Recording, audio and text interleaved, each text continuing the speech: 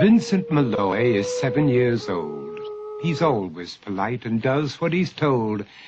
For a boy his age, he's considerate and nice. But he wants to be just like Vincent Price.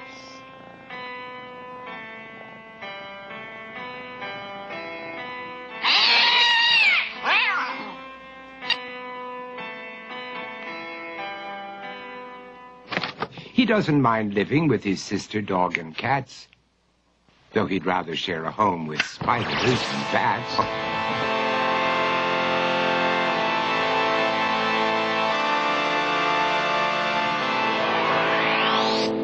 There he could reflect on the horrors he's invented and wander dark hallways alone and tormented.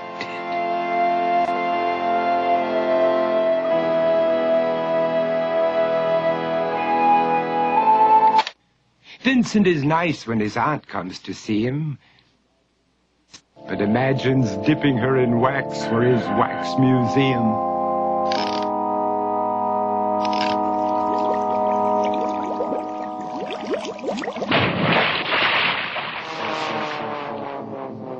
He likes to experiment on his dog, Abercrombie, in the hopes of creating a horrible zombie. So he and his horrible zombie dog could go searching for victims in the London fog. His thoughts, though, aren't only of ghoulish crime. He likes to paint and read to pass some of the time. While other kids read books like Go, Jane, Go, Vincent's favorite author is Edgar Allan Poe. One night, while reading a gruesome tale, he read a passage that made him turn pale. Such horrible news he could not survive, for his beautiful wife had been buried alive. He dug out her grave to make sure she was dead, unaware that her grave was his mother's flower bed. His mother sent Vincent off to his room. He knew he'd been banished to the Tower of Doom, where he was sentenced to spend the rest of his life, alone with the portrait of his beautiful wife.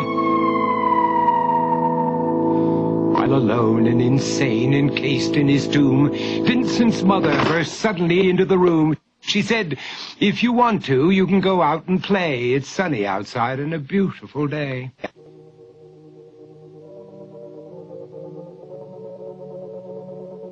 Vincent tried to talk, but he just couldn't speak. The years of isolation had made him quite weak.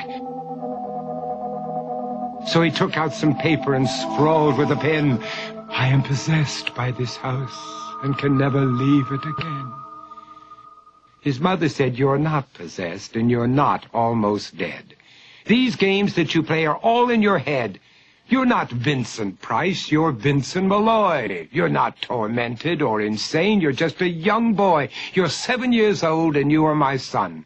I want you to get outside and have some real fun." Her anger now spent, she walked out through the hall. And while Vincent backed slowly against the wall, the room started to sway, to shiver and creak. His horrid insanity had reached its peak. He saw Abercrombie, his zombie slave, and heard his wife call from beyond the grave. She spoke from her coffin and made ghoulish demands, while through cracking walls reached skeleton hands.